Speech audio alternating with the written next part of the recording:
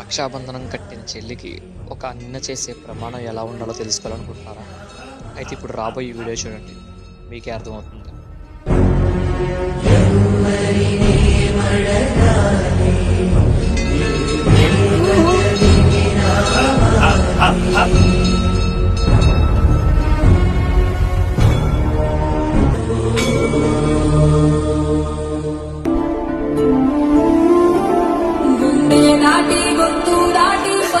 కృష్ణ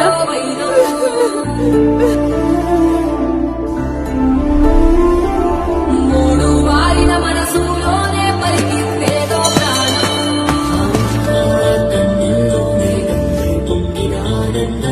కాలంతో పరిహాసం చేసిన స్నేహం భక్తులు దాటి హద్దులు దాటి జగములు దాటి యుగములు దాటి